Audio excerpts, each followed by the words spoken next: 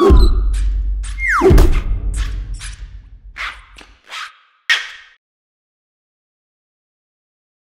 everyone, Michael here with GoodEreader.com, and the Sony DPT-RP1, which is the second generation digital paper, is available June 20th for $6.99, and you can get it on B&H and also Amazon.com. So it's only really able to be ordered for customers in the United States, but B&H also ships to Canada as well and charges you in Canadian dollars.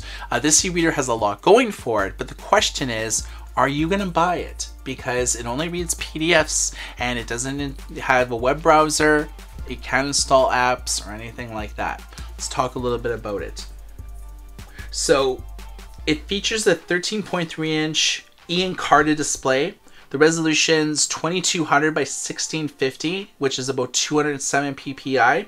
Underneath the hood is a Marvel 64-bit quad-core processor with an ARM Cortex-A53 CPU, which goes up to about 1.2 gigahertz. It has 16 gigs of internal memory, which is about the equivalent of about 10,000 documents. It also has Bluetooth and NFC support, two things that the original DigiPaper did not have. Now, Sony created a very special app for this. It's an app that's not out yet. It's going to come out about the same time that the digital paper is released.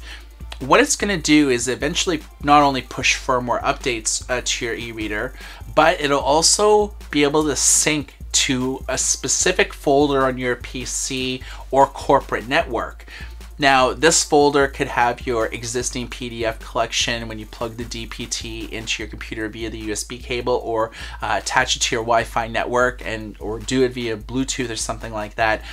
You can sync one folder on your PC to your DPT. Now, this folder cannot just be a local folder, but could be a network folder, but it could also be a folder that's associated with your Box, Dropbox, Google Drive, a OneDrive account, and so on. So if you share, say, PDF documents with a lot of people, so you're working a school project, or maybe you're a lawyer, people constantly are making highlights and annotations, editing PDFs, you can always make sure that you're getting the latest generation document from your server to your DPT, which is fairly compelling. The original one certainly did not have anything like this. Now, this e-reader is a stylus heavy, so you need the stylus to do it.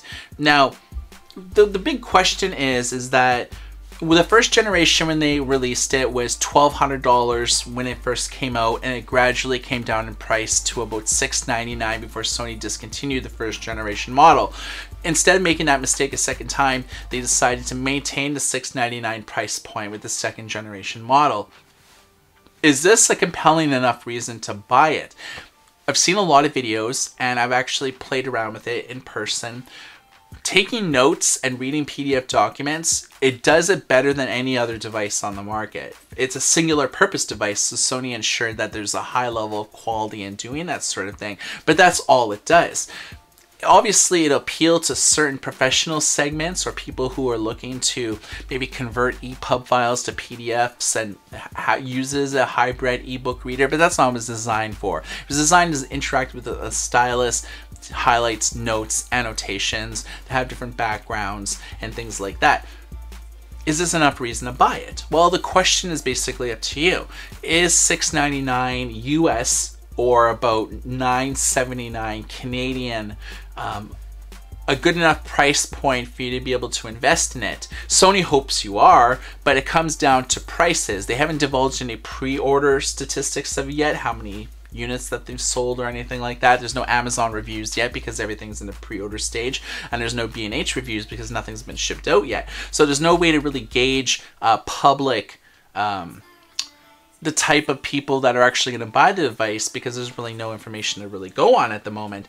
But the first generation digital paper sold tremendously well. Sony sold it for a number of years, and people ordered them like crazy. Even when Sony discontinued the original DPT, people were selling them on eBay for $1,400, $1,600, $2,000, and people were still buying them. So there's still a demand for this. Drop a comment below. Let us know what you think. For GoodEreader.com, my name is Michael, and everybody take care.